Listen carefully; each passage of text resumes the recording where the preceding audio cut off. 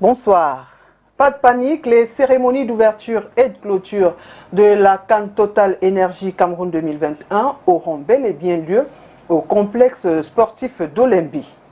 L'assurance est du ministre des Sports et de l'Éducation physique, par ailleurs président du comité local d'organisation. Le professeur Narcisse Molekombi a, dans une sortie radiophonique ce 24 novembre 2021, apporté des précisions suite au courrier du secrétaire général de la Confédération africaine de football. Lequel courrier date du 17 novembre 2021, un courrier qui aurait fuité et abondamment relayé sur les réseaux sociaux. Véron Mosengo Omba, dans un communiqué de cette page, présente les sujets d'inquiétude et d'action attendus par le Cameroun pour assurer la mise en état des infrastructures prévues pour la CAN Total Énergie Cameroun 2021. Descendu sur le terrain donc ce même 24 novembre 2021, l'entreprise adjudicataire a présenté au président du COCAN l'état d'avancement des travaux et tout sera donc prêt le 28 novembre pour une inauguration le 30. À 45 jours du début de cette compétition, qu'est-ce qui peut justifier cette sortie du secrétaire général de la CAF? Ce d'autant plus qu'il a été plusieurs fois présent lors des visites d'inspection de cette institution. Tirer cette sonnette aujourd'hui peut-elle remettre en cause l'accord cadre déjà signé et donc un probable retrait de la CAN au Cameroun? Il faut dire que cet accord cadre lui-même est critiqué parce qu'un des signataires, notamment le président par intérim de la Fédération camerounaise de football, serait illégitime. En attendant, celui-ci est candidat à la candidature. Notre invité de ce soir est consultant en marketing et communication et analyste de sport. Avec lui, nous reviendrons également sur le volet marketing de cette CAN. Charles Monga-Mouyeme est assis ce soir dans le fauteuil rouge. Bonsoir et merci d'avoir accepté notre invitation. Bonsoir chère madame, je salue tous ceux qui nous regardent en ce moment et toutes vos équipes ici. Permettez-moi aussi de m'incliner devant la mémoire de tous ces Camerounais qui tombent dans les guerres qui se déroulent au nord-ouest, au sud-ouest, à l'extrême nord, la cruauté humaine, la bêtise humaine nous pousse à abréger des vies innocentes parfois pour rien du tout, alors que nous sommes tous appelés à mourir un jour. C'est dommage que notre société ait fabriqué de tels monstres, mais vraiment, mes sincères condoléances à toutes les familles éprouvées qui continuent de tomber. Vivement qu'on mette fin à tout ça. Absolument. Alors, selon vous, est-ce que le secrétaire général de la CAF n'a pas reçu la bonne information? Ou alors, comme le président du COCAN l'a dit dans son courrier, il est en déphasage avec la réalité sur le terrain? Écoutez, ça m'étonnerait qu'il n'ait pas reçu la bonne information. Ce que nous devons savoir, c'est que la CAN est la principale compétition de la CAF. Elle est la principale source de revenus de la CAF. Et c'est une compétition dont les revenus viennent des partenaires, notamment des partenaires commerciaux. Et quand cette compétition arrive, la CAF elle-même est sous pression.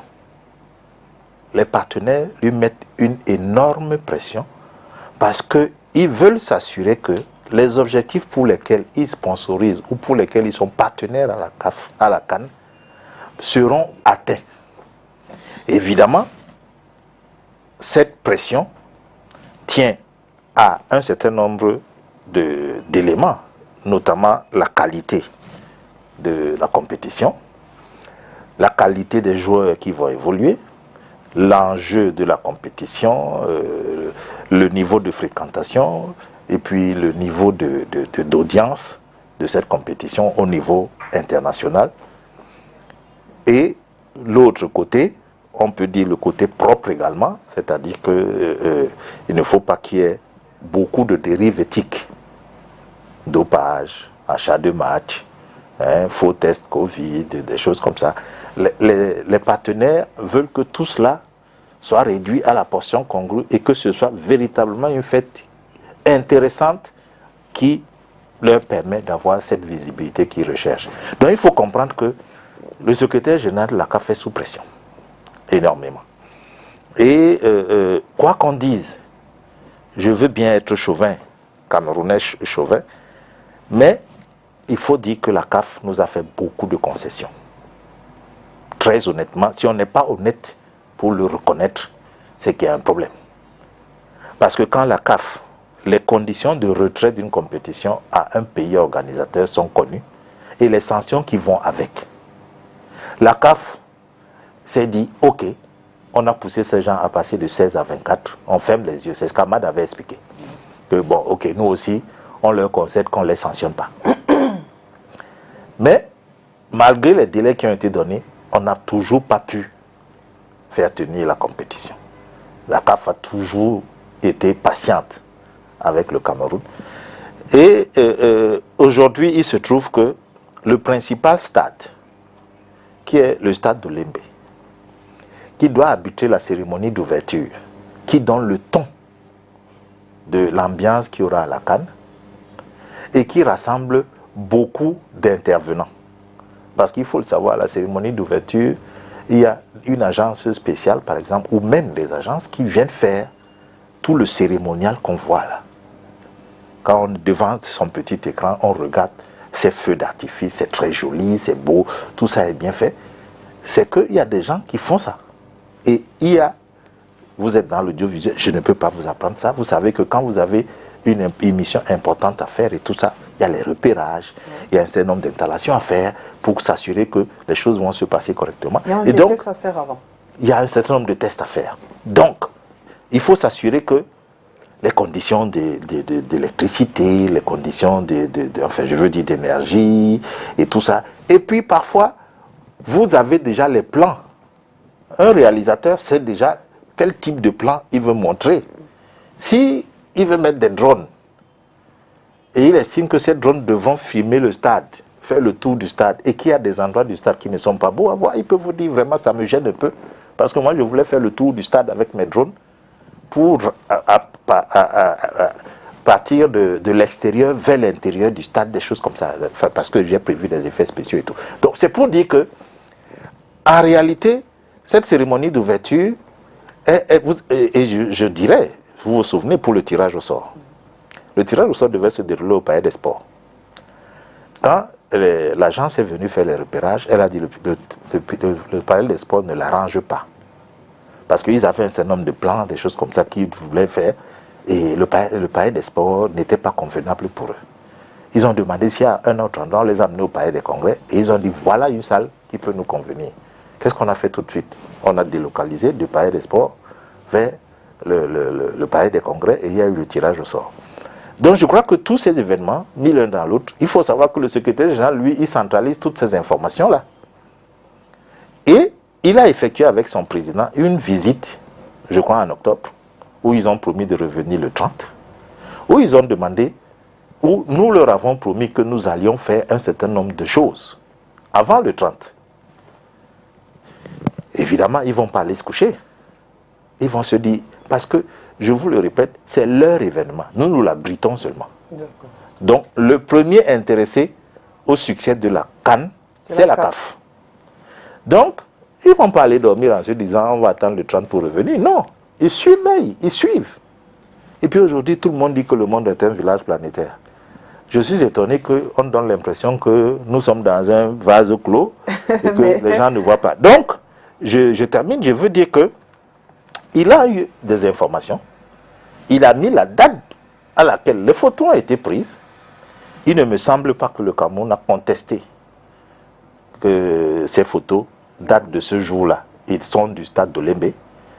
Ce qu'on a dit, c'est qu'entre ce jour-là et maintenant, il y a eu des évolutions.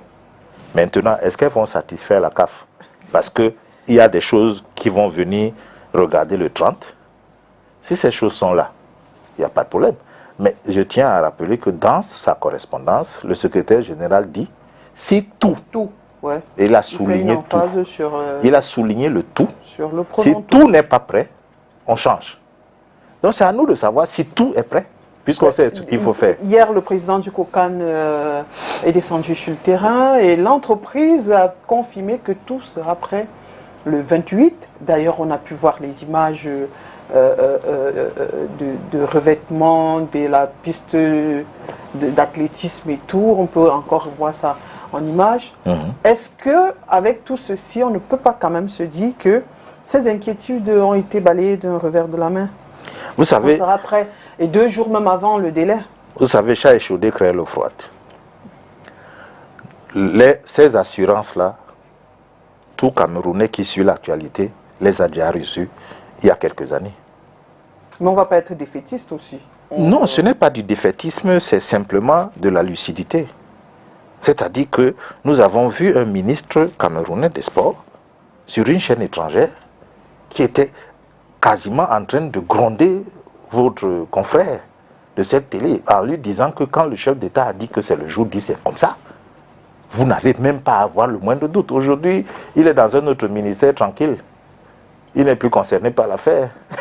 Vous comprenez? C'est pour ça que je dis, quand vous êtes échaudé par autant de délais, et après, quand on nous retire la canne et qu'on la fait glisser, vous vous souvenez que les gens sont montés au créneau, y compris des gens du gouvernement, pour dire que pour montrer à la CAF qu'elle s'est trompée en nous retirant cette affaire-là, on va être prêt en fin mars 2019. On est en 2021. Maintenant, je reviens même un peu plus en arrière. La CAN 2016 féminine, vous n'oubliez pas qu'on a demandé une rallonge de 40 jours. Le président de la CAF était encore camerounais. Il nous a accordé 40 jours. Ça veut dire qu'on a l'habitude de ne pas tenir les délais. Et donc, qu'est-ce que vous voulez?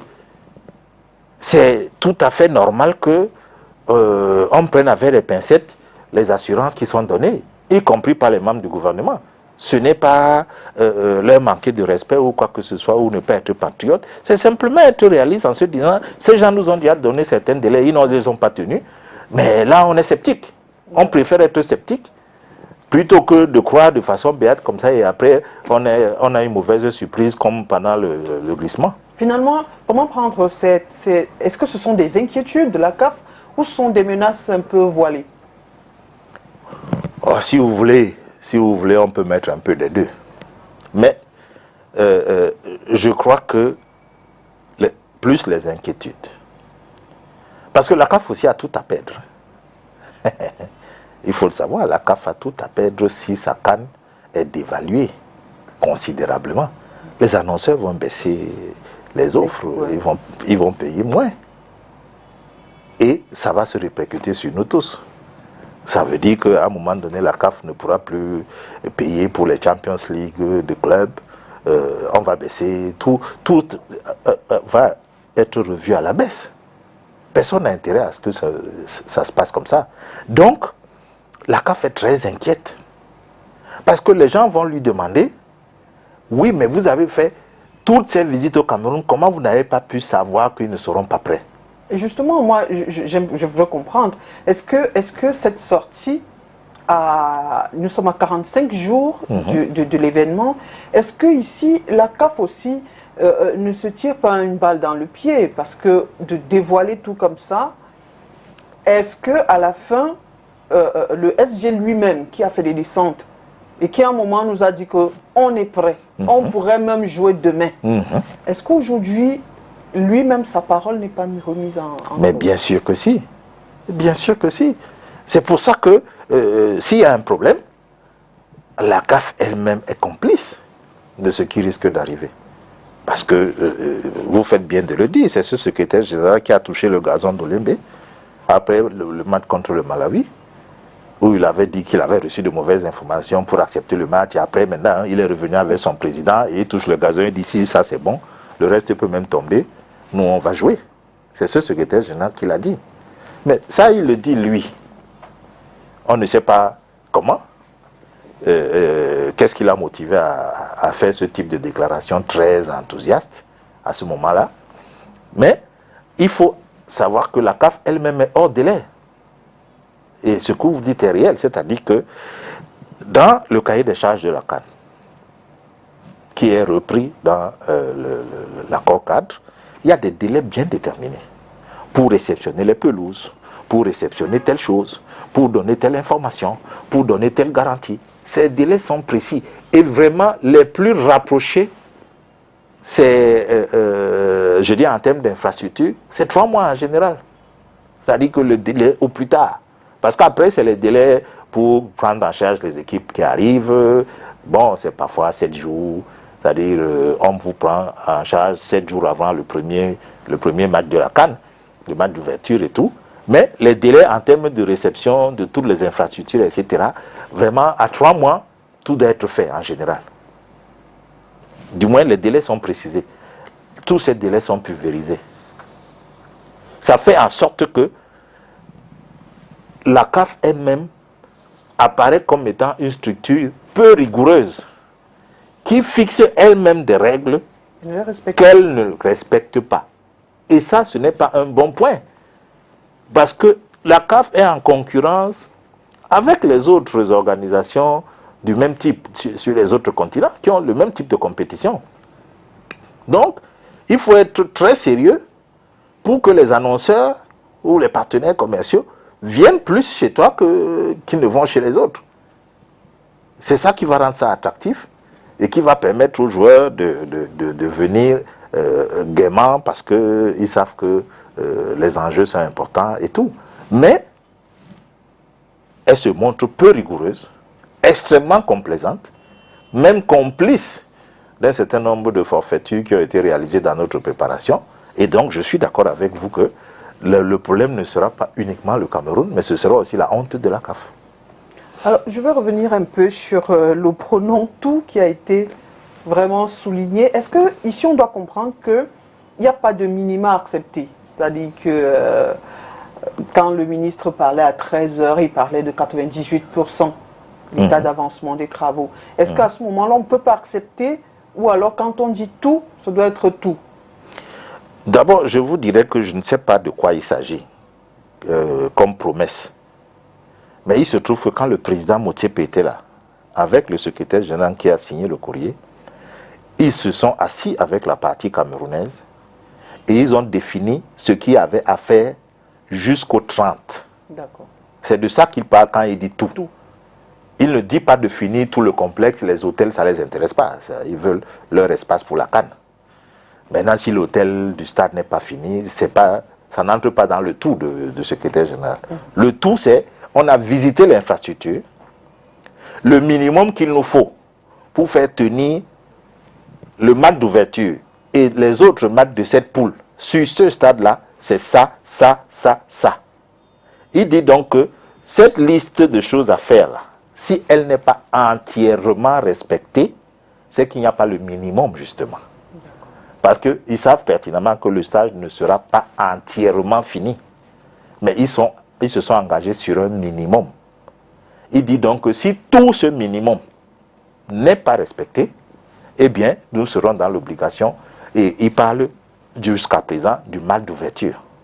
Parce que le match d'ouverture entraîne un certain nombre de... Il y a une cérémonie qui autour du match d'ouverture. On peut le déplacer, mais faire jouer les autres matchs de cette poule-là sur le même stade, puisqu'on a joué contre le Malawi. Ça veut dire que le stade est jouable, hein, on a déjà fait un match dessus. Donc je crois que c'est surtout la cérémonie d'ouverture, avec tout ce qu'elle comporte comme cérémonie autour, qui les inquiète. Et il a donc dit dans son courrier que le match d'ouverture, vous voyez qu'il n'a même pas parlé de la finale. Parce qu'il se dit, pendant qu'on jouera, les travaux continueront. Et peut-être qu'on sera bon pour la finale, mais pas pour le match d'ouverture. Donc, voilà. Si on s'en tient à ce courrier-là, il y avait des annexes, des photos.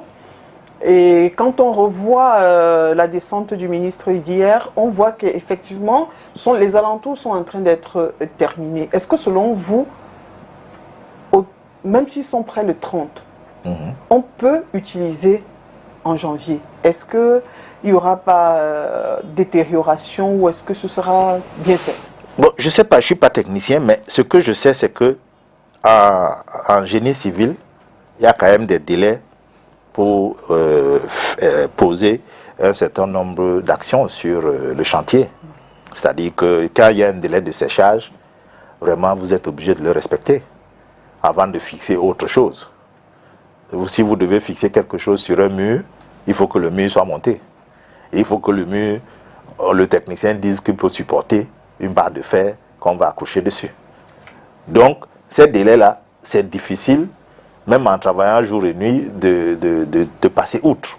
Parce que là, ça dépend un peu de... C'est vrai qu'il y a des outils pour faire sécher, mais en réalité, généralement, on fait sécher ça avec la nature. Donc, je veux dire que je ne peux pas savoir s'il y aura détérioration d'ici janvier par rapport à ces infrastructures. Mais ce que je dirais aussi, c'est que moi, les photos, je m'en méfie. Autant de celles de la CAF que de celles du Cameroun. Il y a déjà eu beaucoup trop de manipulations à travers les photos.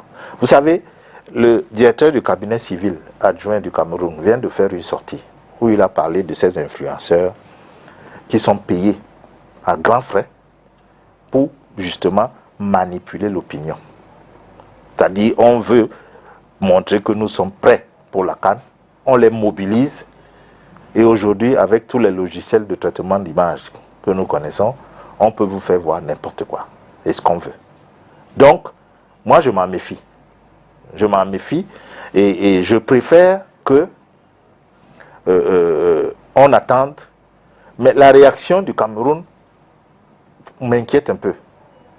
Parce que moi, à la place de cette décideur, vous faites un courrier comme ça, et j'estime que tout ce que vous dites n'est pas vrai, je vous dis, je vous paye le transport, venez.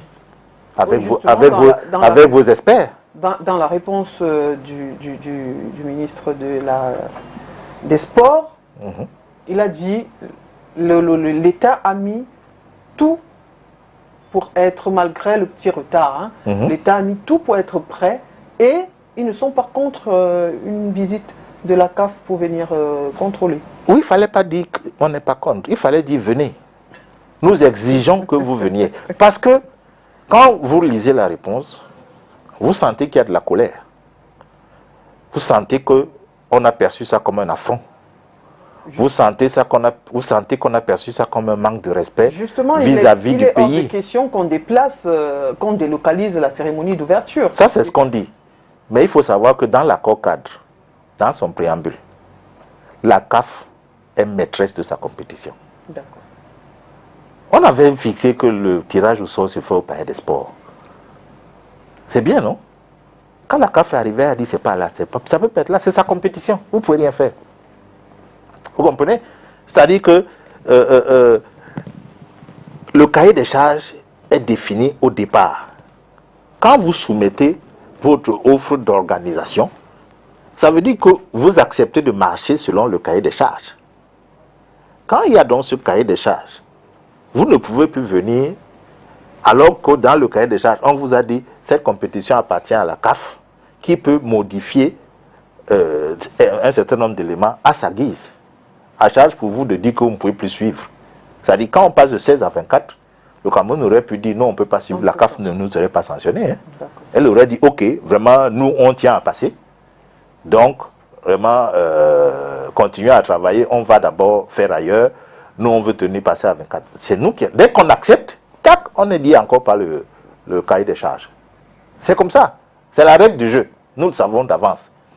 Donc, il ne faut pas penser que c'est nous qui décidons pour la cérémonie d'ouverture. Ces gens qui doivent faire leur implantation, s'ils arrivent, ils disent que non, ça ne nous inspire pas, on ne peut pas travailler. Est-ce qu'on peut regarder les autres stades?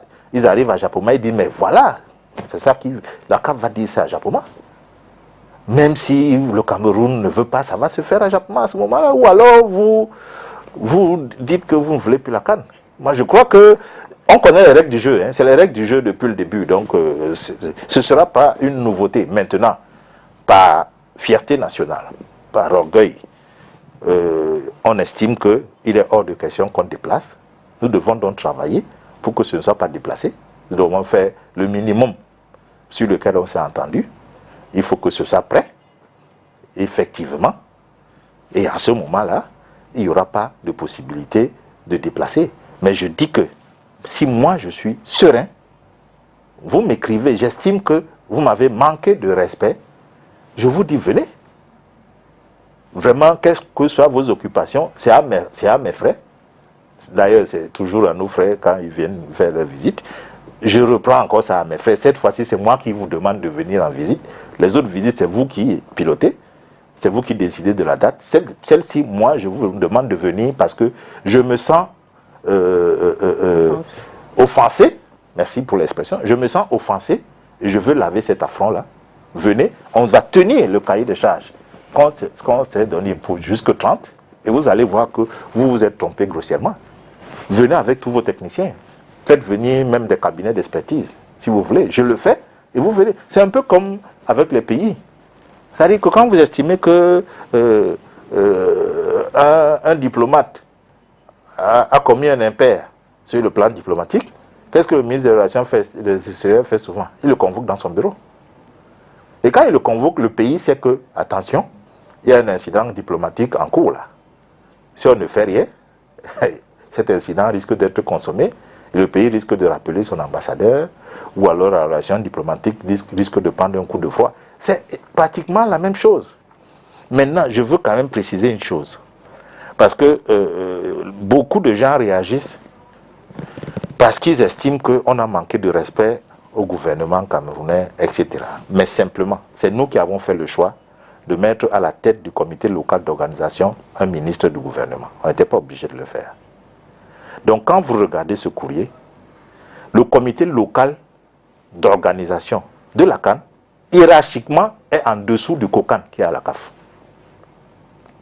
Ça veut dire que le secrétaire général, en principe, est en train d'écrire à un inférieur hiérarchique. Il se trouve que cet inférieur hiérarchique au Cameroun est ministre. C'est ça le problème. C'est-à-dire que le comité local d'organisation est sous le comité d'organisation qui est piloté par la CAF. Par la CAF, effectivement. Voilà, donc lui, il a écrit, vous avez vu, il a mis Monsieur le ministre, Monsieur le président local d'organisation. En fait, il aurait dû mettre simplement Monsieur le président du comité local d'organisation. Mais comme il est ministre, par égard pour sa fonction, il a mis Monsieur le ministre, Monsieur le président du comité local. Mais à ce titre-là, président du comité local, il est inférieur au comité d'organisation. Donc, en fait, c'est une correspondance interne du comité, appelons-le central d'organisation, vers le comité local. Donc, le ton peut être celui-là parce que c'est vertical. Ouais. Vous comprenez? Maintenant, ça nous chatouille parce qu'on se dit, mais attention, c'est un membre du gouvernement, et puis vous écrivez comme ça contre le Cameroun, ça nous chatouille, mais c'est une correspondance. Oui, c'est une correspondance qui peut être assimilée à un rappel à l'ordre. Attention, attention, le 30 n'est plus loin, mais je ne vous sens pas. Le 30 n'est plus loin, mais il y a un certain nombre d'informations que je n'ai pas reçues. Et il a listé un certain nombre de choses, d'informations qu'il n'a pas reçues. Effectivement. Attention, on n'est pas loin du coup d'envoi, les bénévoles, le recrutement qui ont été lancés sans leur accord. Ça, c'est des manquements.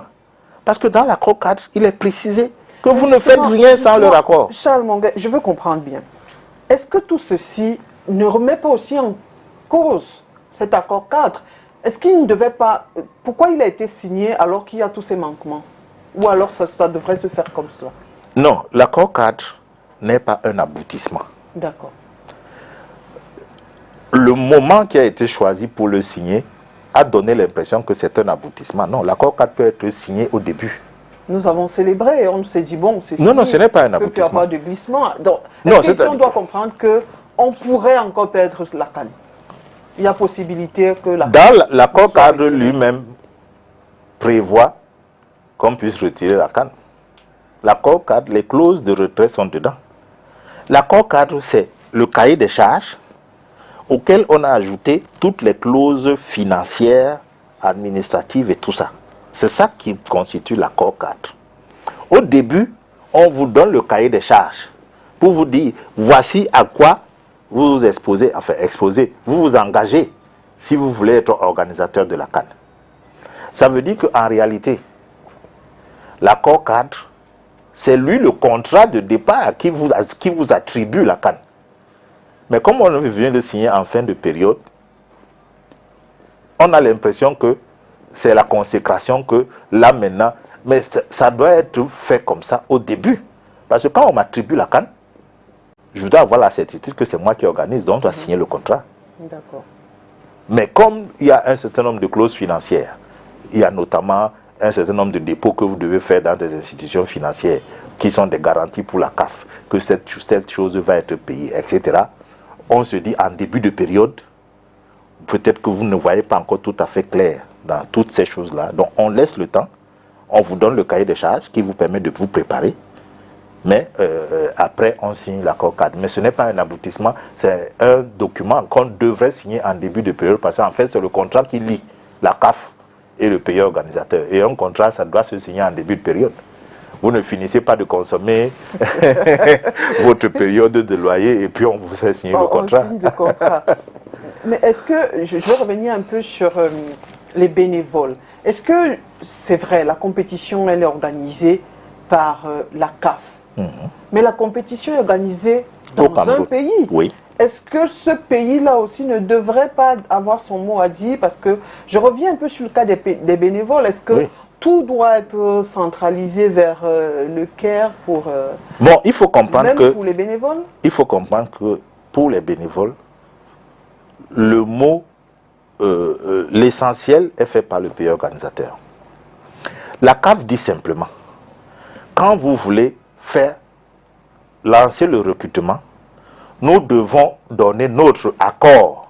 La CAF ne dit pas que c'est nous qui allons le faire forcément. D'accord. Elle dit demandez au moins notre accord pour qu'on s'assure que... Parce qu'en fait, c'est comme une norme. Vous connaissez les normes ISO, etc. C'est comme une norme. C'est-à-dire que la CAF veut s'assurer que est-ce que vous êtes en train de respecter le protocole de recrutement des bénévoles? Donc, quand c'est le moment de lancer le recrutement, la CAF veut voir comment vous voulez le faire. S'il y a un problème au niveau de la procédure ou du protocole de recrutement, la CAF vous dira non, attention, et c'est ce que le SG fait ici, attention, tous les bénévoles ne sont pas forcément camerounais. C'est une fête africaine, donc il faut un petit quota pour les étrangers. En ce moment-là, vous discutez avec la CAF, elle vous dit d'accord, il n'y a pas de problème, il vous faut 1000 bénévoles, ok, recruter 900 Camerounais et laisser 100 places pour les étrangers. On va aller prendre un gars en Afrique du Sud. Le Camerounais était bénévole à la Coupe du Monde 2010 en Afrique du Sud. Il y a des bénévoles qui sont partis du Cameroun pour aller être bénévoles en Afrique du Sud. Parce que c'est une fête continentale. Là, c'est même mondial. Les bénévoles viennent du Brésil. Une Coupe du Monde peut avoir en Afrique on peut avoir la Coupe du Monde en Afrique du Sud et vous avez des Brésiliens qui sont bénévoles. Parce que tout ça aussi, c'est des opérations qui sont des opérations de rapprochement des peuples à travers le monde. La CAF utilise aussi ce bénévolat dans ce sens. Donc, ce ne serait pas mauvais qu'il y ait un Algérien qui vienne être bénévole, un gars de la Zambie qui serait bénévole au Cameroun, il découvrirait le Cameroun, il ira en parler. C'est un autre avantage aussi, hein. Il va venir découvrir le Cameroun, il sera, peut-être qu'il est en train de faire les sciences sociales, ça peut l'aider pour son mémoire, il vient être bénévole, il va voir comment les peuples vivent au Cameroun, il est bénévole, mais il jette un coup d'œil, il regarde les habitudes et tout. C'est tout ça. Donc, c'est pour ça que la CAF dit, informez-nous du moment, on regarde si vous êtes en train d'utiliser les canons prévus pour recruter, si les critères que nous avons définis tous et que vous connaissez, vous allez les respecter, mais la CAF ne dit pas que c'est elle qui va venir recruter les Camerounais qui vont être bénévoles à notre place, elle ne peut pas le faire. Elle n'est pas outillée pour recruter les Camerounais en tant que bénévoles. Sur ce genre de choses, son mot à dire, c'est en fait un contrôle de conformité, si on peut appeler ça comme ça. D'accord. Dans le courrier du secrétaire général de la CAF, il a également relevé plusieurs points. Là, il y a la pelouse de Bangou. Je m'arrête un peu sur la gestion des stades. Est-ce que c'est la gestion pendant la CAN ou avant et pendant? Parce que ces stades ont déjà des personnes qui s'occupent de cela. Avant, pendant et un peu après. Vous savez que vous mettez les stades à la disposition de la CAN, de la CAF, avant la compétition. Et je crois 7 jours après la compétition. Les stades sont toujours sous la responsabilité de la CAF. Alors, les gestionnaires de ces stades-là, c'est pendant la période consacrée à la CAN. Après, vous faites de vos stades ce que vous voulez. La CAF ne va pas venir gérer nos stades. Ce qu'elle demande, et c'est ce qui transparaît dans le courrier. Elle doute de la qualité de nos gestionnaires? Non. Elle a demandé qu'on lui envoie la liste. C'est-à-dire qu'il faut savoir qu'il y a une banque une base de données où on intègre tous ceux qui ont contribué à une CAN. Donc, si vous avez des gestionnaires de stade de Diapoma, de Bafoussam, envoyez-nous les listes. Et là aussi, maintenant, si vous lisez, il y a un contrôle de, je vais encore dire conformité, de qualité, parce qu'ils vous disent qu'ils doivent être compétents et formés. Parce que ce que eux ils appellent gestionnaire de stade, et vous avez vu qu'ils ont mis un organigramme où il y a des tâches bien définies, ils veulent s'assurer que ces tâches-là seront exécutées avec compétence, avec qualité.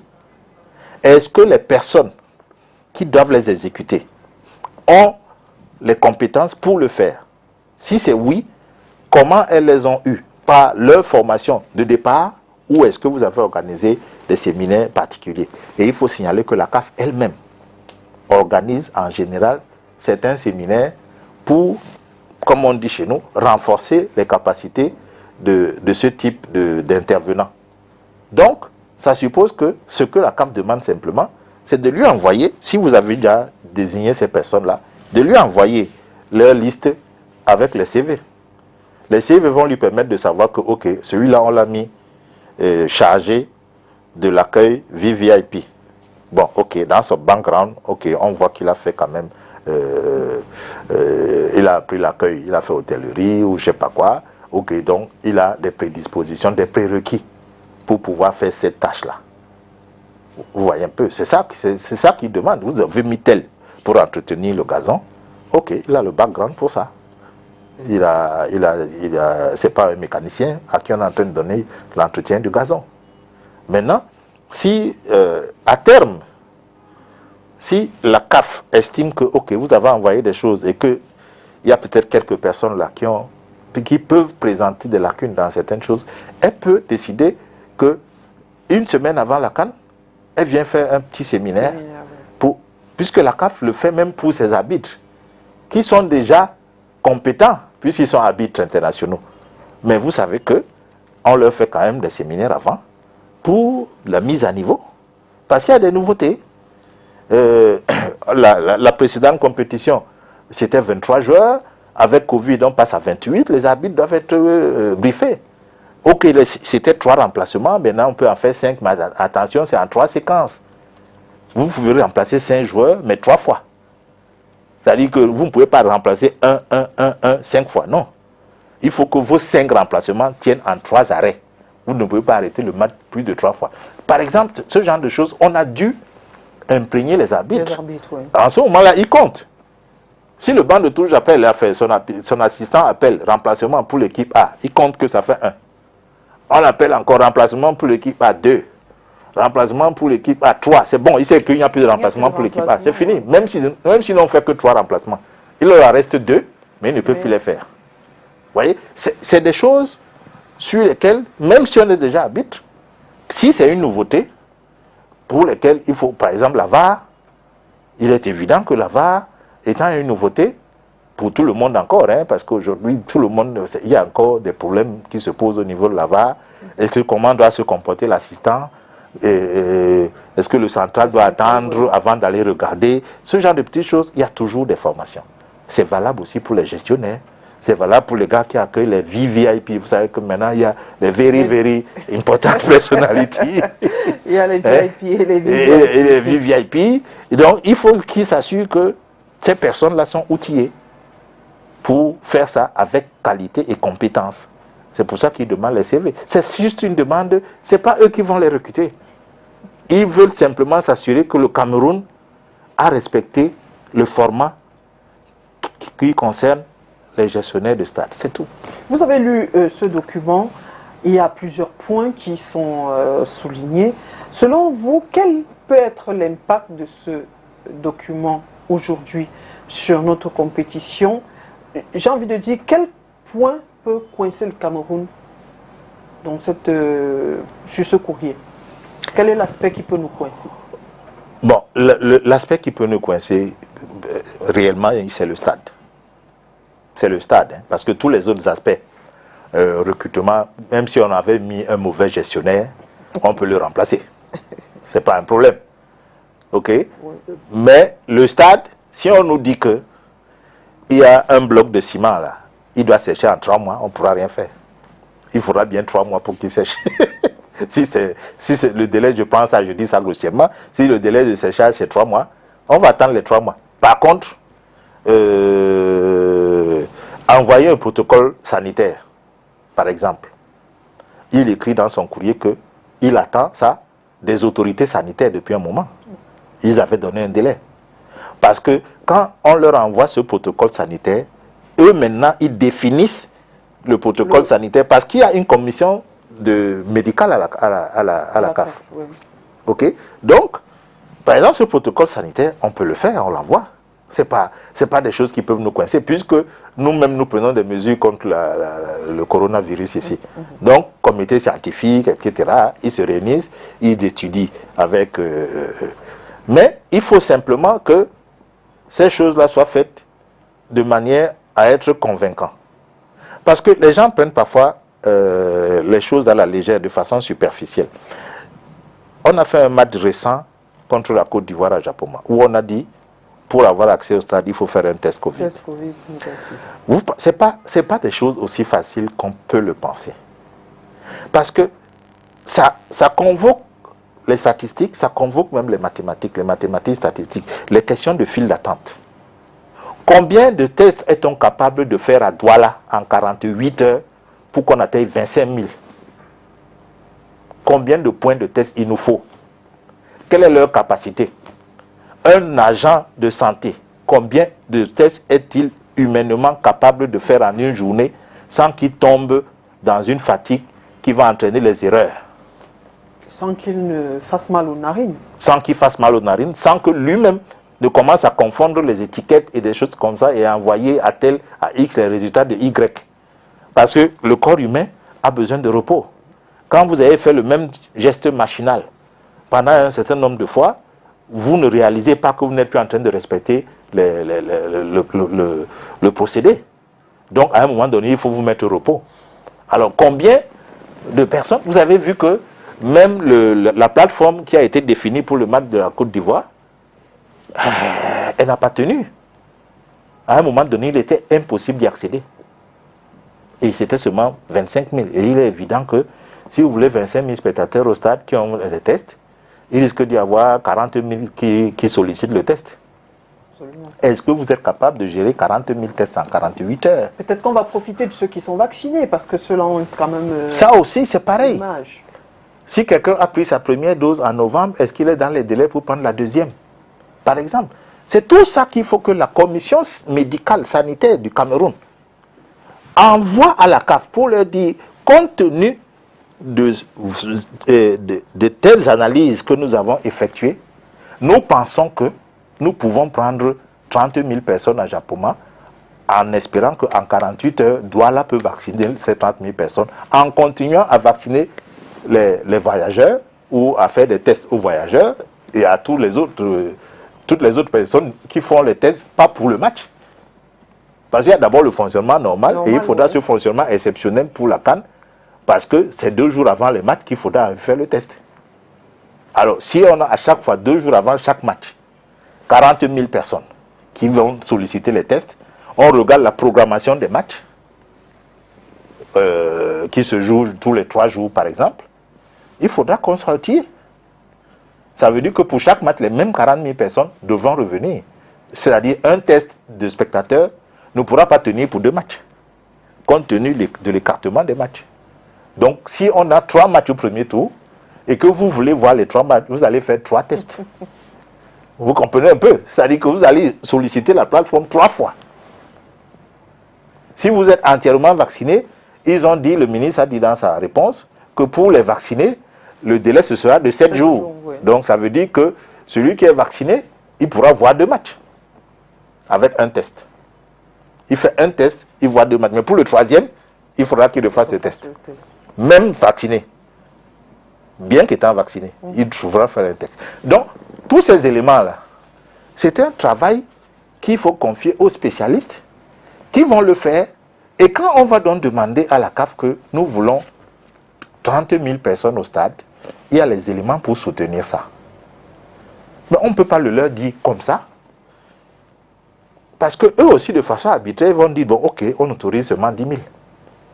Puisque vous n'avez envoyé aucun élément pour les convaincre que vous pouvez gérer 30 000, par précaution, ils vont vous dire, bon, on vous accorde 10 000.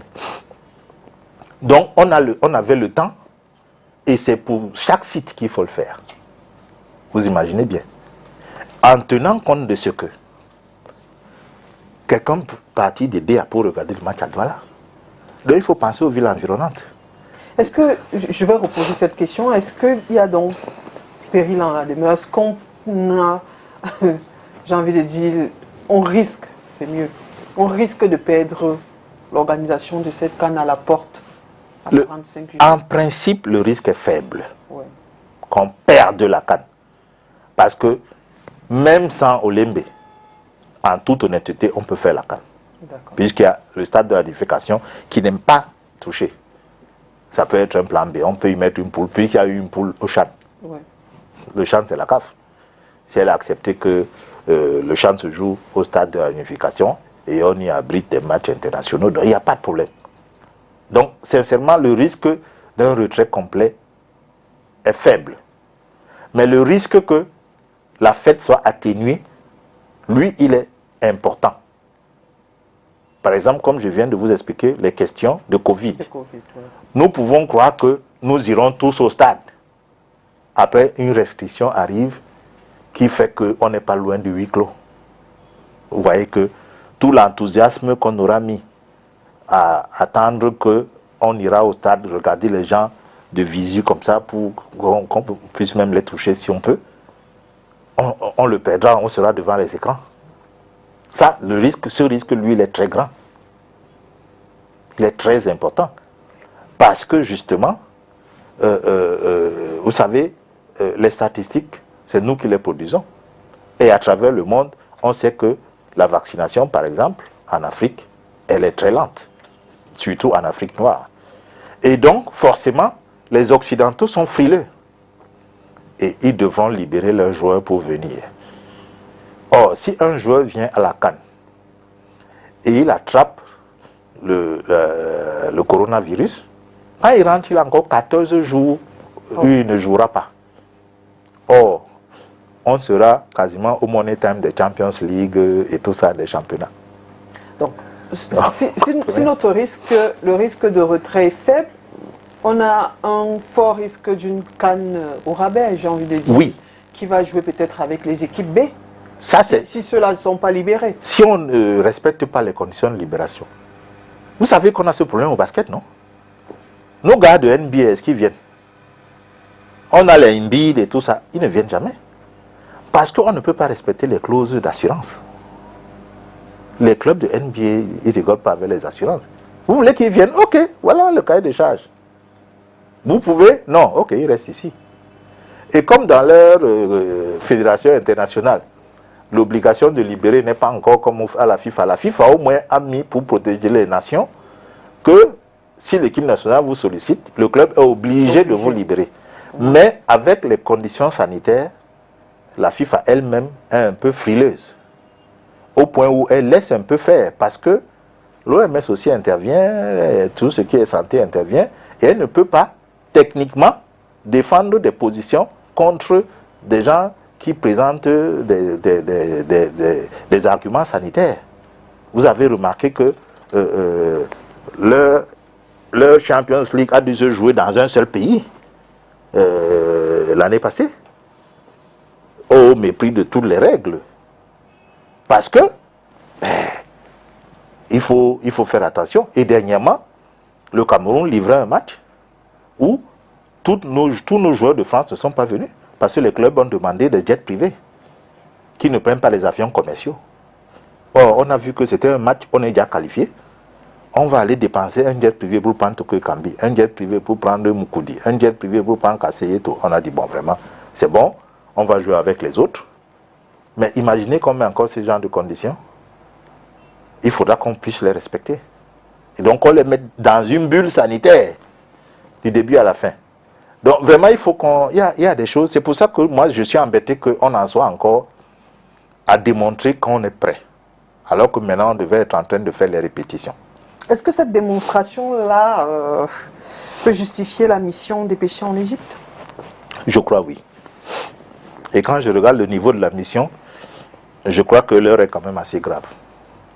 Il ne faut pas se mentir. Si le secrétaire général de la présidence... C'est le SGPR qui part. Oui. C'est lui qui a fait le tour des infrastructures. Oui. Il est mieux outillé, je pense. Non, c'est pas lui. Il n'a pas fait plus le tour des infrastructures que le ministre des Sports. Hein. Et c'est le ministre des Sports qui est la tutelle de la fédération. Et c'est la fédération qui est membre de la CAF. Alors quand le SGPR vient, c'est qu'il est désigné par le chef de l'État.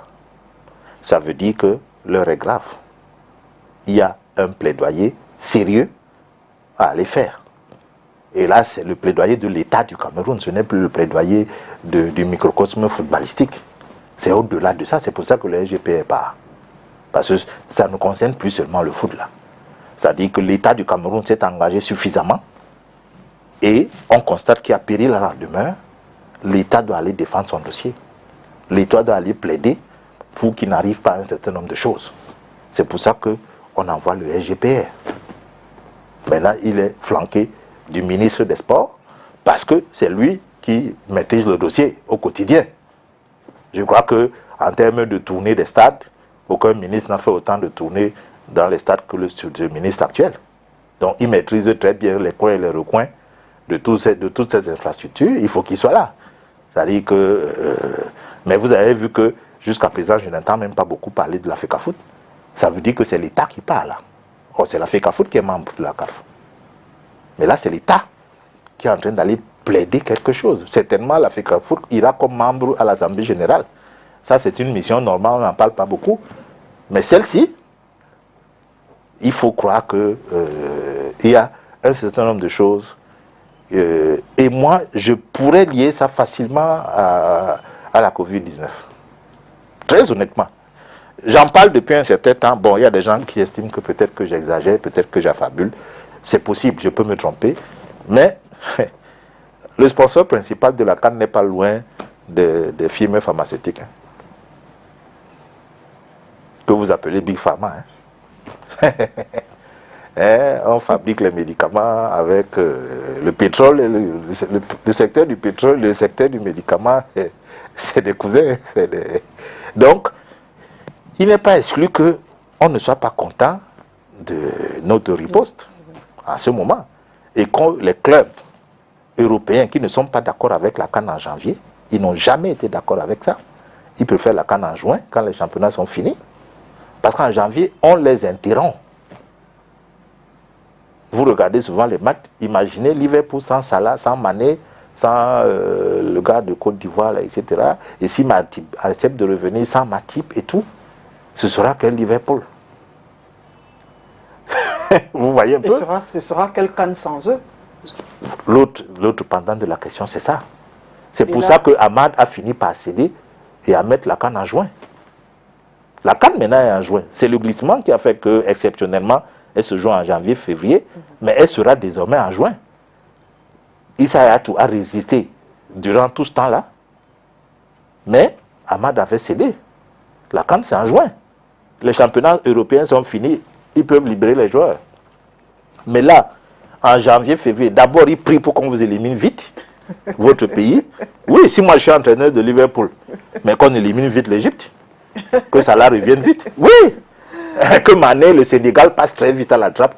Or, la CAF, elle a intérêt à ce que l'Égypte et le Sénégal aillent le plus loin possible parce que c'est en ce moment-là que l'intérêt de la compétition... Ils sont plus vendeurs. Voilà, ils sont plus vendeurs. Vous voyez le dilemme dans lequel on se trouve. Hein? Donc, il faut voir que les enjeux sont extrêmement importants. Et donc, le risque qu'on a, effectivement, c'est que la fête soit atténuée par toutes ces considérations-là. Et on risque de nous sortir des conditions Covid qui seront très compliquées. Je prends l'exemple des handballeuses qui sont qualifiées à la Coupe du Monde et qui doivent désormais obligatoirement se vacciner avant d'y aller. Vous voyez un peu, quand elles préparent le Coupe du Monde là, à Montfébé, en courant dans la rue d'abord et tout, elles ne savent pas qu'il y a encore le vaccin qui les attend. Peut-être qu'il y en a dedans qui ne veulent pas faire le vaccin. Et maintenant, elles veulent aller à la Coupe du Monde, elles ne veulent pas faire le vaccin. Quel est le choix qu'il faut faire? Sportivement, tu as envie de jouer une Coupe du Monde, et sur le plan sanitaire, tu as des doutes sur le vaccin, tu fais comment? Tu concilies ça comment? Qu'est-ce que tu fais? C'est des situations assez complexes et elles risquent de survenir pour notre CAN. Je ne le souhaite pas, mais je veux simplement que nous ayons la froideur et la lucidité de préparer ça pour savoir si ceci se passe, comment on réagit. Vous voyez un peu? Pour anticiper. Et c'est là où l'affaiblissement de la CAF aussi est une mauvaise chose. Parce que la CAF a été quasiment mise sous tutelle de la FIFA depuis un moment. Et ça, ce n'est pas bon. Quand vous vous mettez sous tutelle de la FIFA, ça veut dire que vous ne pouvez plus élever le ton. Vous ne pouvez plus élever la voix. Vous allez dire oui, monsieur. On décide, vous dites oui, amen, on va exécuter. Pourtant, vous avez 54 voix qui pèsent. Quand même. Donc, il faut parler fort. Mais remarquez que on ne parle pas fort. Et même cette CAN en juin, je n'ai pas envie de mettre ça au Cameroun, avec la pluviométrie dans certains États, si par exemple la prochaine CAN c'est en Côte d'Ivoire, la pluviométrie parfois dérange. Oui. Est-ce qu'on a pensé à cela ou alors? Oui. C'est d'ailleurs l'une des raisons pour lesquelles l'exécutif de notre compatriote résistait. Parce que, bon, apparemment, les études climatologiques ont montré que dans un maximum de pays, la période juin, juillet, etc., est une période pluvieuse. Mais il y avait l'autre contrainte économique à laquelle peu de choses résistent. Vous le savez, c'est-à-dire que ceux qui financent, c'est eux qui décident. C'est difficile de décider quand vous ne financez pas. Vous ne financez pas, effectivement. Alors, quand vous avez la CAN, quand vous avez la CAN et que les sponsors sont occidentaux, vous vous pliez. Ce qu'on a fait, c'est de faire de grandes entreprises africaines qui sont puissantes, qui pourront sponsoriser notre compétition. Nous serons autonomes. D'accord. Je vais revenir sur un point relevé par le secrétaire de la CAF. Il a parlé du volet marketing. J'en parle parce que vous êtes un expert. Si l'on prend uniquement la ville de Douala, on a du mal à se dire que on accueille quand même une fête du foot d'ici 45 jours. C'est ce que j'étais en train de vous dire quand je disais que nous sommes encore sur la défensive. C'est-à-dire nous pouvons organiser. Nous serons prêts. On devait être à une autre étape aujourd'hui. On devait être à une étape pour préparer les Camerounais. C'est ce que j'appelle souvent, je le dis souvent, pour rétrocéder la CAN au peuple. Mais à 45 jours, qu'est-ce qui devait déjà être fait? Eh bien, à 45 jours, les populations devaient déjà savoir qu'elles accueillent une compétition. C'est-à-dire qu'à tous les grands carrefours, par exemple, de la ville de Douala, quand vous vous y mettez, vous devez savoir quelles sont les équipes qui jouent à Douala. Il devait y avoir à chaque grand carrefour au moins une affiche qui vous dit quelles sont les équipes de la poule de Douala. À certains autres endroits, on devait déjà vous dire quels sont les joueurs à voir dans ces poules-là. On devait vous mettre le calendrier des matchs. Vous saurez que, bon, le match, je ne dois pas le rater. C'est quel jour? Ok, donc je devrais faire mon test tel jour. On devait déjà savoir le prix des billets d'entrée au stade. Si je n'ai pas assez d'argent, que je commence à économiser. On devait déjà savoir à quel point, puisque la CAF elle-même dit qu'elle veut vendre le billets à partir du 1er décembre. Le 1er décembre, alors qu'on n'a pas la jauge. On n'a pas encore la jauge. C'est pour ça qu'ils demandent les conditions sanitaires. La jauge viendra des conditions, des clauses sanitaires. On ne la fixe qu'après les clauses sanitaires. Donc vous voyez que ce genre de choses, c'est ce qu'on devrait être en train de faire. Maintenant, tout ce qui est accueil, hospitalité. Prenons les taxis. Quand vous regardez au centre-ville, jusqu'à présent, il y a quand même des taxis qui ne devraient pas rouler en centre-ville, vu leur état. Absolument, oui. Parfois, ils sont sales, ils sont complètement cabossés, etc. C'est pas la bonne. On devrait déjà leur avoir dit, ok, par exemple, une mairie peut dire, moi j'ai négocié la peinture chez un opérateur, celui qui veut refaire son taxi, il a 40% de réduction sur la peinture. Vous venez à la mairie, on vous donne le papier et vous allez chez l'opérateur. Yaoundé, par exemple, la mairie de Yaoundé a demandé à ce que à repeindre les maisons. Voilà, mais elle n'a pas dit, elle est dans les instructions Non. Il faut Elle devrait prendre cela en Il faut charge. que les gens adhèrent. D'accord. D'abord, elle choisit 2 couleurs de peinture. Il y a des maisons qui ont des carreaux, il y a des maisons qui ont des... Il faut dire de mettre la propreté sur votre devanture et de les rafraîchir. D'accord. C'est-à-dire que si vous avez des carreaux, il faudra les nettoyer. Si vous avez les revêtements en alu là, il faut les nettoyer, etc.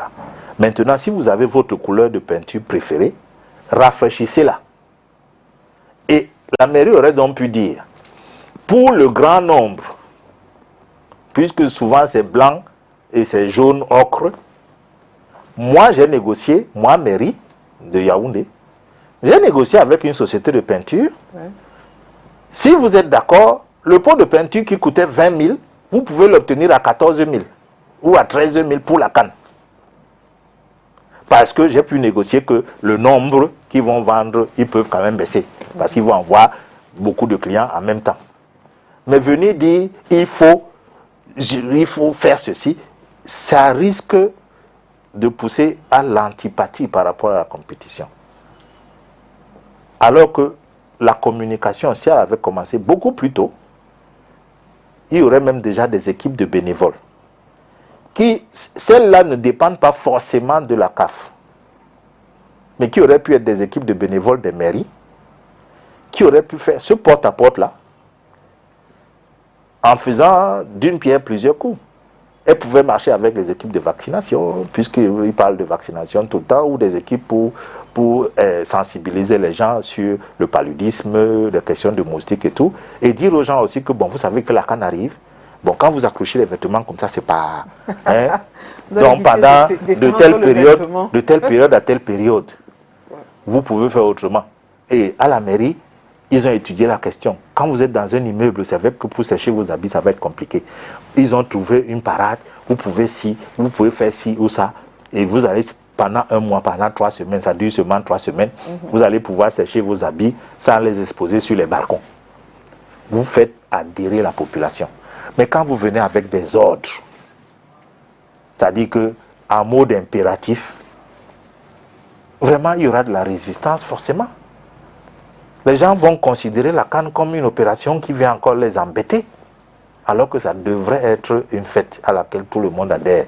Même si on n'aime pas le foot, on devrait sentir de l'effervescence quand même et dire, ok, ceux qui aiment le foot iront au stade, moi j'irai à l'ambiance, à la vente zone, parce qu'il y a les chanteurs qui vont passer. Il y a des musiciens qui vont chanter entre 2 matchs. Moi j'irai là-bas pour regarder les musiciens, même si je serai obligé de regarder les matchs par la même occasion. Vous voyez un peu, c'est pour ça que je dis que la communication, d'abord, il est un peu juste en termes de délai pour la faire. Le budget qu'ils ont énoncé est extrêmement faible, à mon avis, 240 millions pour tout le Cameroun, pour les 6 sites. Je trouve que c'est pas, même Douala seulement consomme tous ces 240 millions. Si on veut vraiment communiquer autour de la canne, ça veut dire que vos chaînes de télé, on devrait venir acheter des espaces pour dire, par exemple, ce qu'on a vu lors du match contre la Côte d'Ivoire, envahissement de terrain. Ouais. Si on avait perdu ce match, il y aurait eu un drame à ce stade. Absolument. On a gagné, mais il y a eu un envahissement de la pelouse. Là, les gars étaient contents. Imaginez qu'on était éliminé. Vous pensez qu'ils n'auraient pas frappé les footballeurs là? On aurait pu avoir un accident. Sérieux. Il faut éduquer les gens à utiliser ce type de stade. On a l'habitude du grillage où on ne peut pas entrer. Mais maintenant, la FIFA dit, je ne veux plus de grillage. Parce qu'il y a eu des événements où les gens ont été étouffés parce qu'on les a appuyés contre le grillage. Maintenant, il y a une petite aide d'à peine 1 mètre. Donc, même une dame qui n'est pas sportive, elle peut enjamber ça et être sur le stade. Alors, comment éviter que la personne qui veut aller toucher à Baka, Vincent ou Choupo-Moting se retienne?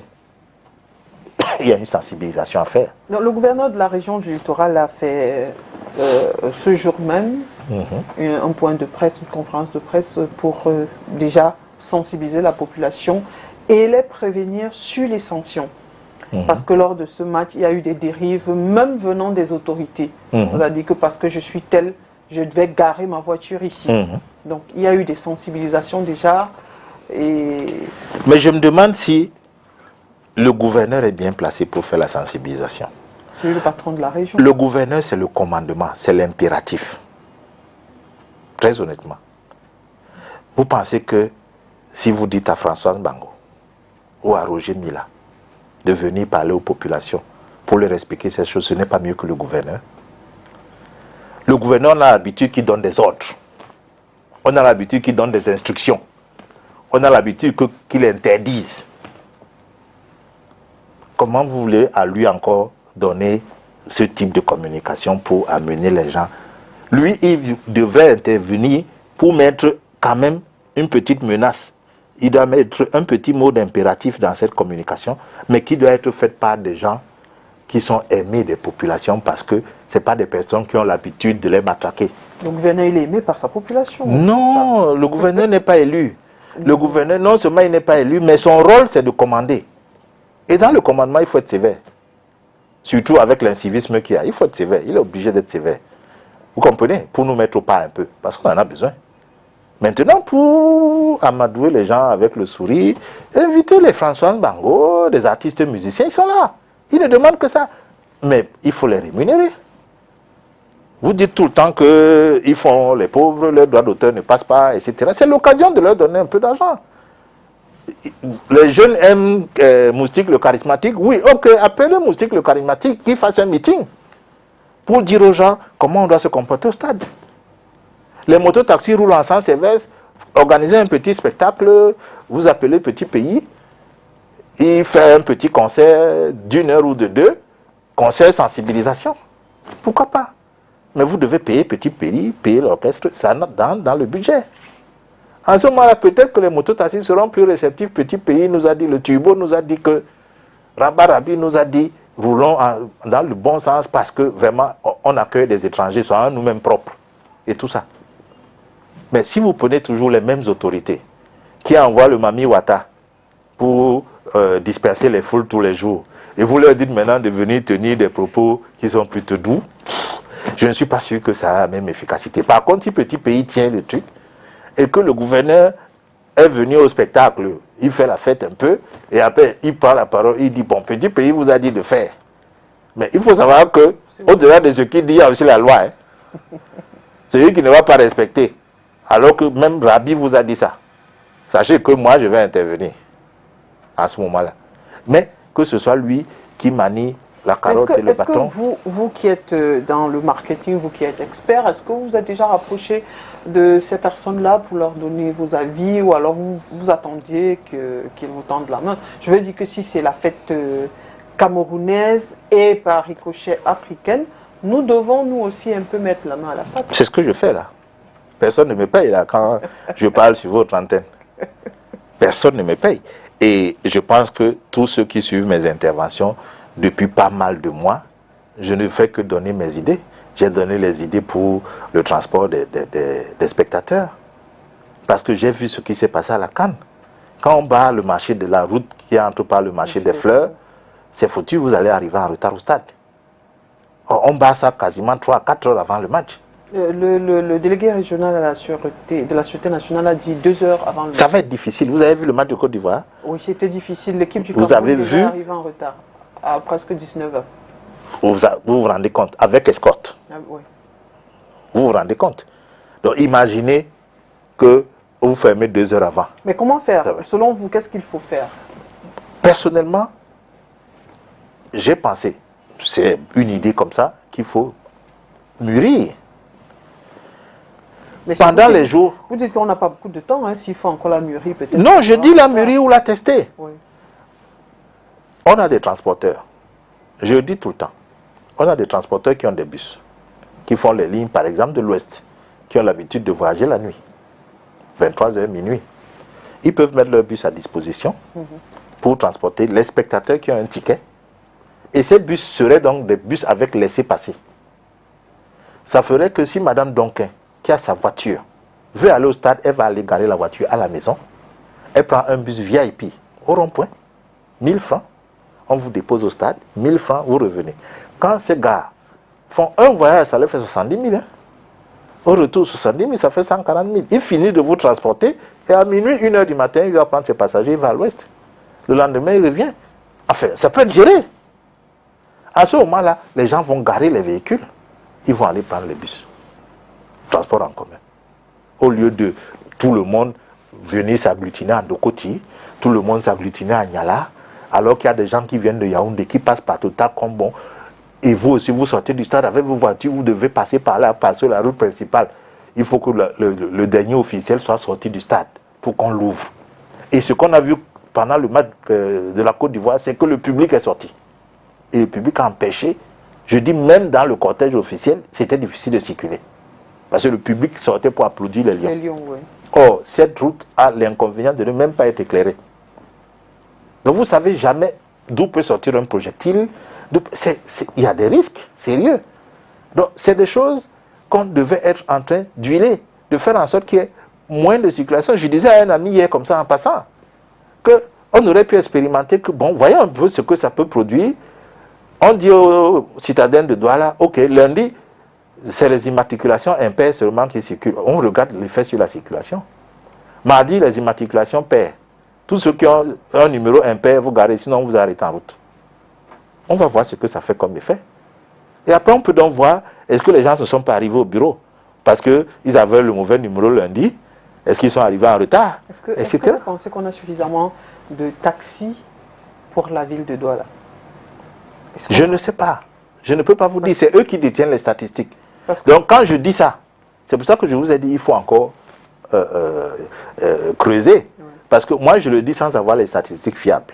Parce que lorsqu'on regarde la route à 18h, à la sortie du travail, taxi, véhicule personnel, c'est infernal. Moto, c'est infernal. Oui. Ça veut dire qu'on a un souci de transport. Quand on dit ça, il y a aussi les aménagements d'horaires de travail, des jours de match. Ça aussi, c'est des choses qui devraient pouvoir être faites.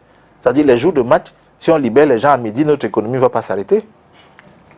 Oui, c'est-à-dire qu'on a le temps de rentrer. Même si on ne va pas au match. On rentre à la maison, on libère la route. Pour les gens qui vont donc aller maintenant au match, vous qui revenez du travail, vous serez rentrés. Vous aurez au moins libéré la route. Parce que, vous voyez, quand je le dis, c'est des réflexions transversales. Hein. Et il y a des experts. Pour cela, il y a des gars, des experts en transport qui font logistique et tout, qui ont la technicité pour ça. Moi, je dis simplement que c'est à ce niveau qu'on devait être maintenant, pas à démontrer qu'on peut organiser la CAN encore. C'est pour ça que je dis que cette affaire-là, où un stade est fini, il n'est pas fini, on ne sait pas si la cérémonie va s'organiser, elle nous bouffe beaucoup d'énergie qu'on aurait pu consacrer à contribuer donc tous à faire en sorte que l'État nous donne notre CAN. Parce que c'est la CAN du peuple, ce n'est pas la CAN des officiels. C'est la CAN du peuple. C'est-à-dire que, moi, qui ne serait pas prêt si on lui demande de faire une petite action en faveur de la CAN? Qui refuserait? Les églises, tous les endroits où on rassemble les gens. Si on vous dépêche, on vous dit, bon, volontaire, est-ce que vous êtes prêt à aller présenter un peu quelque chose dans les églises évangéliques d'Aqua? Vous faites un programme, un planning, vous dites que l'église évangélique qui est à tel endroit, le culte c'est à 10h, vous faites une communication de 5 minutes, le pasteur va vous ouvrir ça pour communiquer, parce que c'est une occasion où les gens sont rassemblés et où ils sont réceptifs. Vous allez à la cathédrale, le prêtre vous donne 5 à 10 minutes, vous présentez les choses, comment on compte accueillir les étrangers, comment on compte faire un certain nombre de choses. Mais tout cela demande un minimum de moyens quand même, parce que ce volontaire, peut-être qu'il ne va pas prendre un salaire, mais vous n'allez pas lui demander non plus de puiser dans ses deniers personnels. Il faudra les habiller parfois pour qu'ils soient reconnaissables. Il faudra mettre peut-être des petits cas à leur disposition pour qu'ils puissent se déplacer et qu'ils soient reconnaissables aussi quand ils arrivent à un endroit, leur donner parfois des moyens de communiquer dans la rue, un certain nombre de choses, des porte-voix ou des véhicules publicitaires. On devait être à ce stade-là. Les Camerounais devaient être en train de sentir, chaque fois que tu sors dans la rue, à un carrefour, tu devais entendre CAN. Quelque part. Mais avec le budget qu'ils ont voté là, c'est difficile. C'est difficile de réaliser ce que je dis là. Parce que ça va mobiliser beaucoup de personnes. Mais ces personnes-là, il faut au moins, quand ils ont passé la journée, leur donner un sandwich. Même si elles ne vous demandent pas un salaire, il faut payer leur transport et leur donner un sandwich. Il faut bien manger dans la journée et les aider à se protéger. Parce que le Covid est toujours là. Donc, vous voyez, ce genre, toutes ces sensibilisations, toutes ces choses, et les chaînes, vous pouvez faire des micro-programmes de 5 minutes, mais il faut qu'on vous les paye. Il y a un budget de la CAN.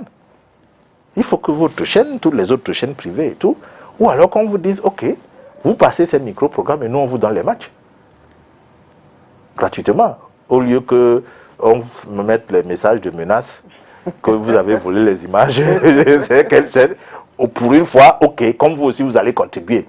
Donnez-nous 10 minutes de micro-programme par jour. La contrepartie, c'est que vous aurez les matchs de la CAN. Le Cameroun va acheter les images pour toutes ces chaînes privées et c'est la fête. Par exemple, on devait être à ce type de discussion, à mon avis, aujourd'hui, qui sont enthousiasmantes, qui sont vraiment intéressantes pour tout le monde. Et à ce moment-là, chacun se sentirait impliqué. Les entreprises seraient en train de préparer les notes pour le nouveau plan de travail. Les entreprises prendraient le programme des matchs et on leur dirait, les jours de match, s'il vous plaît, libérez les jours à midi, les employés à midi. Quand ils vont rentrer, il y aura moins de gens en route. On sera comme dimanche. À partir de 13h, on sera comme dimanche. Donc vraiment, libérez-nous la route, que les mamans aillent regarder les enfants à la maison, qu'elles prennent les enfants à l'école et tout ça. Vraiment, les jours de match. Les autres jours, on vit normalement. Les jours de match, programme CAN. Les enfants, midi, etc. C'est un événement qu'on est en train d'organiser après 50 ans. On ne peut pas se plaindre que c'est tous les jours qu'on va nous demander de faire un programme spécial. Il y a 50 ans qu'on a fait ça seulement. Peut-être que la prochaine fois, ce sera dans 20 ou 25 ans. Donc. Tout à l'heure, vous parliez de branding un peu dans la ville. Oui. Là aussi, est-ce que la CAF ne va pas revenir nous taper sur les doigts, puisqu'elle a parlé de propriété intellectuelle, du fait que son logo, la mascotte soit utilisée n'importe comment? Mais il ne s'agit pas d'utiliser n'importe comment. Tout ce que je dis là doit être fait conformément aux instructions de la CAF, qui est propriétaire de la CAN. C'est tout. C'est-à-dire que quand une mairie veut s'impliquer et qu'elle, dans son implication, elle devra utiliser logo, emblème et tout ce que vous voulez de la CAN, elle devra se conformer, elle devra se rapprocher du comité local d'organisation, qui est le COCAN local, donc qui est la CAF en fait, et on va lui donner les conditions. L'avis que la CAF donne là, c'est aussi qu'elle va vous donner les caractéristiques des éléments que vous devez utiliser. C'est pour ça qu'elle demande que vous preniez son avis. D'accord. La charte graphique doit être respectée. La charte graphique, par exemple, quand elle va dire à la mairie, ok, nous sommes d'accord que vous achetiez des chasubles avec le logo de la CAN pour les mototaxis, voici les caractéristiques de notre logo. Parce qu'on a un partenaire qui tient au respect de ses couleurs, qui tient au respect de ses formes, etc. Donc, ou alors, on peut même vous dire que, ok, c'est telle structure qui est dépositaire de ce logo, rendez-vous à cette structure-là, c'est elle qui doit imprimer le logo de la CAN. Bref, vous devez prendre les éléments qui font en sorte que ce soit à Garoua, à Bouya, Limbe, Bertois ou n'importe où, quand vous voyez le logo de la CAN Total Énergie 2021, que ce soit identique. C'est ce que la CAF veut. Et c'est facile à respecter. Est-ce qu'aujourd'hui quelque chose peut être rattrapé sur le plan marketing à 45 jours du début de la CAN? On va faire ce qu'on peut. Là, c'est ce que je peux dire aujourd'hui, parce que 45 jours, c'est juste. Il faut l'avouer, c'est juste. Vous voyez, depuis combien d'années le Qatar est en train de faire la communication de sa Coupe du Monde? C'est le Qatar. Oui, ils ont même pris des équipes pour faire cette communication. C'est-à-dire, ils sont venus racheter les Paris Saint-Germain et tout. L'idée derrière, c'est leur Coupe du Monde. L'idée derrière, c'est leur Coupe du Monde. Il faut rendre le Qatar sympathique. Parce qu'il y avait de la résistance. Les Occidentaux estimaient toujours que ces gens-là, qui ont des contraintes religieuses, qui ont des choses strictes et tout ça, les droits de l'homme, etc., il fallait gagner la sympathie. Ils sont venus en Europe, ils ont sponsorisé ou repris un certain nombre de clubs, ça entre dans leur communication. Ça leur coûte, vous dites c'est le Qatar, oui, mais que chacun fasse donc ce qu'il peut. Vous voyez, le Rwanda, vous voyez le Rwanda sur les maillots des équipes en Europe. Visite Rwanda. Vous avez vu ça dessus? Quand on veut quelque chose, parfois il faut investir. Hein? Mais là maintenant, comme vous dites, en cette période-ci, il faut mobiliser au maximum les médias audiovisuels. Au maximum, et l'affichage. C'est les choses centrales qui peuvent aller vite, qui peuvent toucher plusieurs personnes en même temps. Effectivement. Donc, il faut faire vivre les médias. C'est l'occasion. Je dis qu'ils trouvent des formules, mais moi je pense que pour notre CAN, 50 ans après, on doit la donner à toutes les chaînes. À toutes les chaînes. Et en contrepartie, on vous dit, bon, vous aussi, le petit effort qu'on vous demande, c'est que aidez-nous à sensibiliser les populations. Toutes les 2 heures, mettez un spot. Toutes les 2 heures, vous mettez un spot. On peut prendre les humoristes, les comédiens. Faites-nous des sketchs. On les amène même au stade. Faites des sketchs pour montrer comment, ce qu'on ne doit pas faire au stade, ou ce que quelqu'un a fait, et il est devenu ridicule. Il a posé les pieds sur les chaises, les sièges. Vous dites que c'est ridicule de faire ça. Les humoristes, ils vont s'asseoir, ils vont créer des choses. Il faut les rémunérer. Eux aussi vont dire, nous aussi on a profité de la CAN, de la fête du foot au Cameroun. Et quand ils ont profité de la CAN, de la fête du foot au Cameroun, ils vont consommer les autres produits. C'est comme ça qu'on fait tourner une économie. Mais tant que les fonctionnaires vont confisquer cette CAN, comme ils sont en train de le faire, c'est difficile. Que les hommes d'affaires et tout le monde, on est obligé d'être dans la clandestinité parfois. Les gens qui font les maillots et tout ça, ils sont dans la clandestinité. Parce que chacun veut quand même gagner quelque chose. Mais on aurait pu le faire de façon formelle. D'accord. Il faut dire que le Cameroun est vraiment en pleine ébullition. Parlant de football, nous avons la CAN, nous avons à côté la FECAFOOT qui fait parler d'elle avec les élections. Si on laisse passer les querelles autour de la signature de l'accord cadre, est-ce que ici, logiquement, celui qui gère les affaires courantes aujourd'hui ne devait pas apposer sa signature sur ce document-là? Je vous réponds avec la simplicité qui sied qu'il ne devait pas. Il ne devait pas, parce que nous sommes un pays, nous sommes un État qui se veut un État de droit. Et l'État de droit, c'est le respect des lois, c'est la justice, c'est l'équité. Et en droit, quand on a annulé votre élection, vous êtes supposé n'avoir jamais été là. Donc quand le TAS, dans sa recommandation, dans sa suggestion à la FIFA, écrit l'équipe en place peut assurer les affaires courantes, pour moi, ça veut dire le comité de normalisation de Maître Api. Parce que l'équipe, le commerce de Sédou, lui, il est supposé n'avoir jamais été là, il ne peut donc pas être en place. Pour moi, c'est une question de simple bon sens. Si on n'a pas été là, on ne peut pas être en place. En place, c'est donc qui? C'est celui qui a organisé l'élection, c'est le comité de normalisation. La FIFA a fait ce qu'elle a fait, ce qui n'est pas légal. Donc, il me semble que l'État du Cameroun, avec la sentence du TAS, aurait dû demander des clarifications à la FIFA, au minimum des clarifications. Surtout qu'il y a des personnes qui s'opposent à cette décision d'intérim qui n'existe pas dans les textes de la FIFA elle-même, qui devrait mettre un comité de normalisation. Et maintenant, quand il n'y a pas, la FIFA n'a pas désigné un comité de normalisation, l'Assemblée générale souveraine de la fédération peut décider et doit même pouvoir à la vacance à la tête de la fédération. C'est ce que l'Assemblée de 2009, la seule valide, la seule légale, la seule légitime, au sens du TAS et de tout le monde qui respecte le droit, cette Assemblée générale a décidé donc de mettre un comité exécutif provisoire. Si vous contestez ça, vous allez en justice.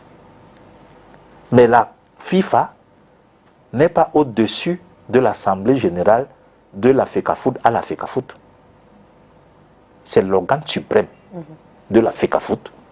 C'est son Assemblée générale. Même la FIFA n'est pas au-dessus. Et si elle fait ce qu'elle est en train de faire, c'est de l'ingérence. Et dans ces textes, elle-même, elle déconseille l'ingérence de tiers. Absolument. Et dans le cas d'espèce, la FIFA est tiers. Quand il s'agit de l'Assemblée générale de la FECAFOOT, elle est tiers. Donc, vraiment, les choses auraient pu se faire le plus simplement du monde. Ceux qui contesteraient iraient donc en justice pour dire nous contestons le comité exécutif provisoire qui a été mis par l'Assemblée générale de la FECAFOOT. On aurait dit le droit et je crois que tout le monde serait tombé d'accord. Mais vous voyez qu'on veut imposer quelque chose et celui qui fait office donc de président par intérim, comme il l'appelle, est parti apposer sa signature. La chance, c'est que, en réalité, cet accord cadre prévoit que quand il y a des clauses à l'intérieur qui posent des problèmes et que ces problèmes ne peuvent pas entacher l'entièreté de l'accord cadre, on résout juste les problèmes, le reste reste en place. Donc, si la signature fait problème, à mon sens, on va peut-être l'enlever simplement et faire signer par la bonne personne sans que les autres éléments de l'accord cadre aient à souffrir de quoi que ce soit. Donc pour moi, ça, ce n'est pas... Le problème que l'élection en place en ce moment me pose, c'est que nous connaissons tous les états d'esprit dans le microcosme du football camerounais et les élections divisent beaucoup. D'accord. Et justement, ces élections, quelques jours seulement avant la CAN, est-ce que ce n'est pas un cocktail dangereux pour le Cameroun? Très, très dangereux. C'est vraiment même manquer de jugeote, d'intelligence, de faire tenir les élections à un mois de sa CAN, qu'on tient 50 ans après. C'est là où je ne comprends pas l'État camerounais. Vous avez l'impression qu'il y a des gens au niveau de nos gouvernants qui ne veulent pas qu'il y ait la CAN. Parce que ce n'est pas compréhensible que le ministre des Sports, qui a la tutelle, demande de surseoir à ce processus, de le renvoyer à plus tard. Le ministre l'a demandé. Mais qu'un autre ministre, qui n'a rien à voir avec le sport, dise que non, messieurs les gouverneurs, laissez-les se tenir. Mais si c'est les autres, refusez. Sinon, je vais les traiter comme des délinquants, je vais faire. Le ministre des Sports, c'est lui la tutelle. C'est lui qui prépare la CAN. Il savait ce qui arrivait. Il sait. Et vous voyez donc maintenant les positions sont braquées. Non, si ceci ne se passe pas, machin. Mais c'est eux là qui devaient être les principales personnes qui accueillent nos étrangers. Absolument. Vous imaginez Samuel Eto'o énervé? Il ne va pas accueillir favorablement les gens qui vont venir. On va lui trouver le visage fermé. Vous l'avez vu au tirage au sort? Il avait le visage fermé. Hein? Eto'o ne doit pas avoir ce visage pendant la CAN, il doit être content. Pendant le tirage au sort, je ne sais pas ce qui s'était passé, mais il avait le visage complètement fermé. On sentait qu'il n'était pas content. Peut-être parce qu'il y avait des gens là avec qui il ne s'entendait pas. Et ça s'est dévoilé après, quand il a dit des choses sur l'équipe en place. Oui. C'est certainement tous ces problèmes qui ont fait qu'il était mal à l'aise à cette cérémonie.